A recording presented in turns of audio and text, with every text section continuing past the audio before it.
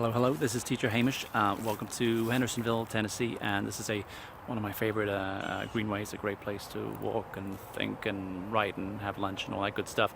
And welcome to autumn or fall in the American South. We have some beautiful golden red leaves, and we have strange green things that fall from the trees, but it's not food. I have it on good authority that I shouldn't eat those things, so I won't do that.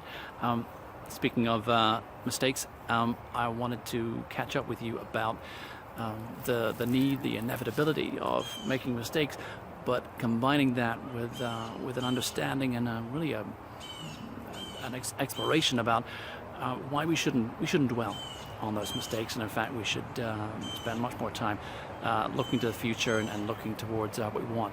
Every successful person in the world has become successful partly because of some good luck and fortune and circumstance, also because they've been helped by lots of people along the way, and they've also become successful because they've been brave and taken risks, and they've made a lot of mistakes as well.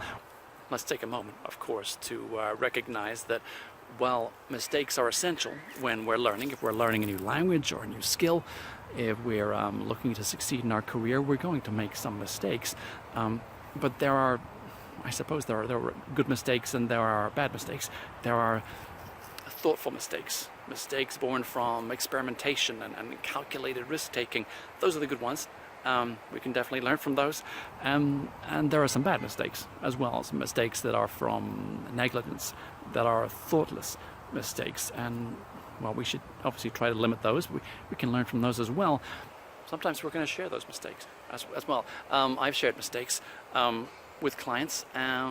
It's a way of making a connection, a way of saying, yes, I've been where you have in that job interview where perhaps I haven't sold myself or explained myself correctly. But let's focus on the future. Let's focus on what we actually want, and that's in working English. When we're in coaching mode and career coaching mode, we're going to focus on what you want, and then what can we do? What can we do today to start making that happen?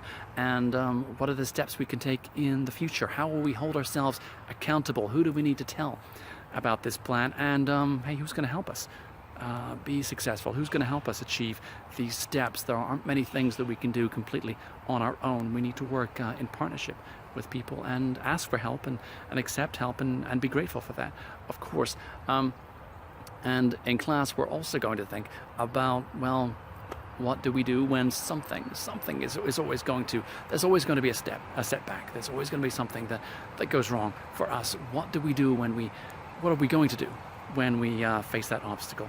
So yeah, let's take risks. Let's take those educated, those thoughtful chances. Let's make mistakes. Let's learn from them. This is inevitable and essential if we want to make progress. But don't dwell on those mistakes. Don't let them sap your self-confidence, and don't let them distract you from your true focus, which should be what you want, what you really want, and how you're going to get there as well. Hey, thanks for listening. I'll see you in class.